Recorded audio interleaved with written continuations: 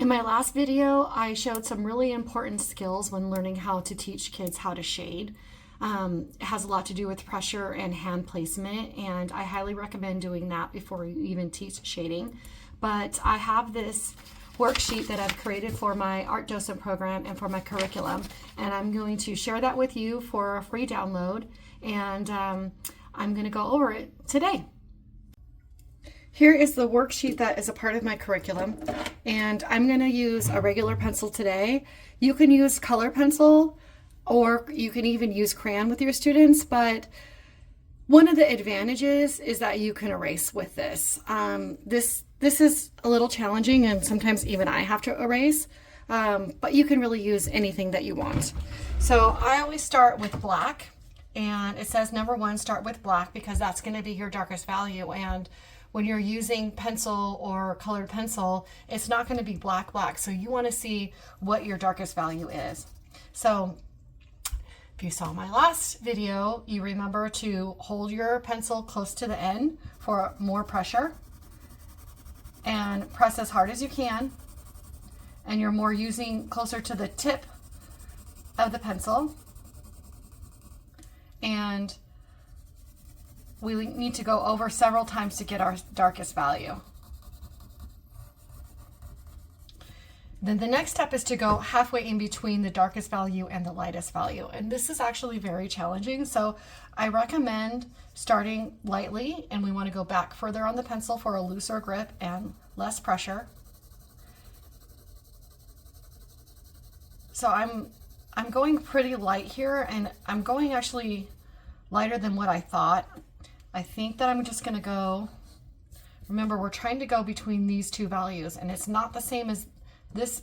This value is not the same as this, because this is not the same.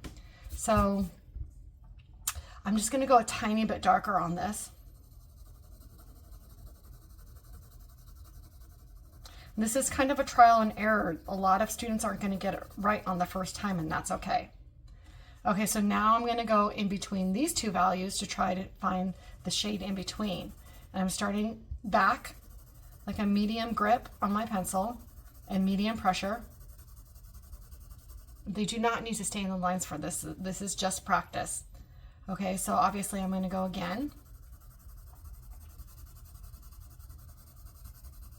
So now I'm really glad that I went lighter than I thought right there, because I could always go back.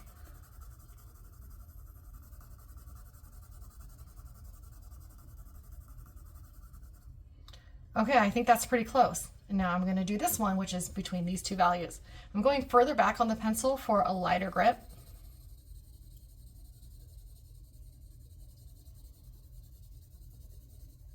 Okay, so this is obviously white, but if you want to be challenged, you could put your hand very far back. A lot less control here, but a lot less pressure.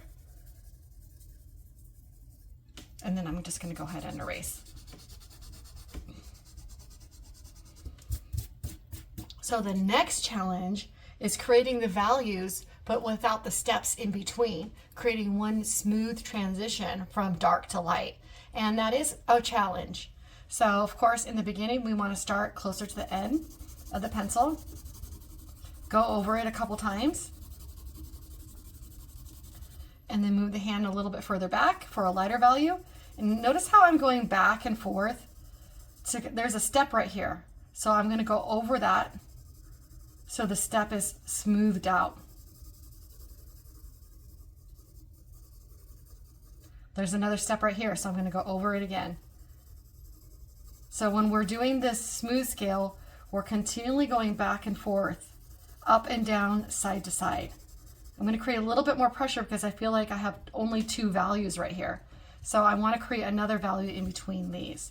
And this is what you're going to have to go around and point out to the students.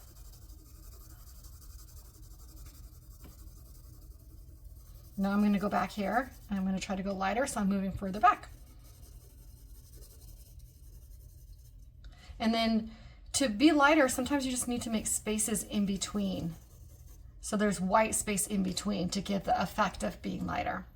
And then they have one more time to try. And if you have time, I highly suggest getting a blank piece of paper and trying these smooth transitions over and over, and try different colors as well. I think it's important to teach these kids a little bit of skills before you actually get into the lessons when it's really skillful like this, because a little practice can remove a lot of frustration. And when you remove the struggle, then the kids become more confident. And when they become more confident, they're a lot more willing to take some creative risks in the future.